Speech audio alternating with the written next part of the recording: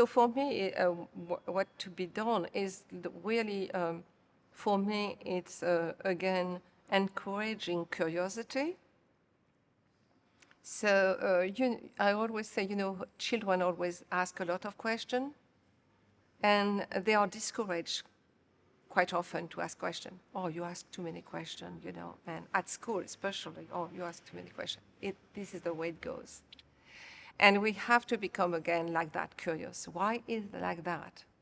Why is it like that? Why is it presented to me as this has always been like that? As if so I could not change anything. This is the world as it's given to me, and I should accept it.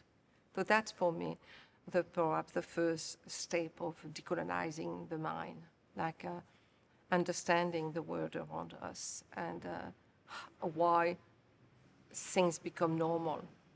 How do you build consent to absolute injustice and inequalities?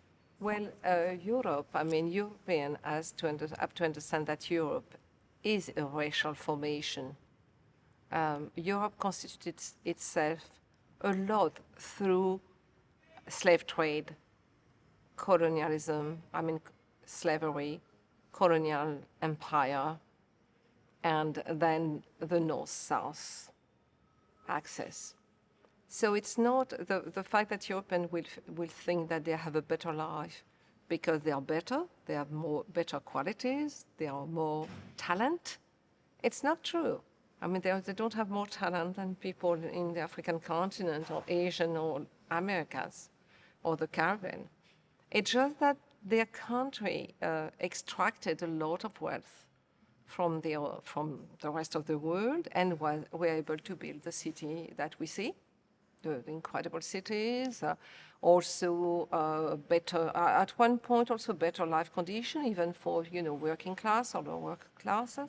And so the feeling that we don't want this poverty from outside, these poor people, they don't, but this poverty is the price that these people pay for their comfort. If you're comfortable here, it's because that. It did not happen like that, And then you have the crisis caused by neoliberalism and the European community. And then this is being blamed on migrants or other people. Whereas it's effectively neoliberalism, neoliberal capitalism will think that, some industry are no longer needed in Europe. We'll send them, to be produced elsewhere. And instead of, it was also, I suppose, the different defeat of the left, also the left also became starting to support neoliberalism.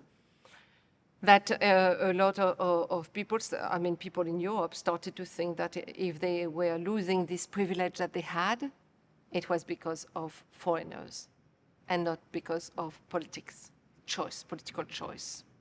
But I think effectively why people have to do it among themselves, but also to go to anti-racist event, whatever, and listen to what they say.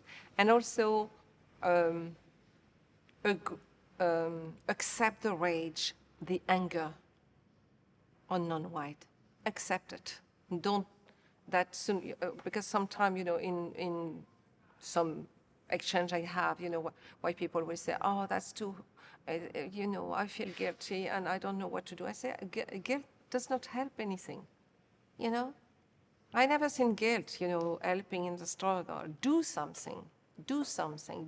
It's not enough to say, I'm an anti-racist. What are you doing every day? What are you doing to, really to change something?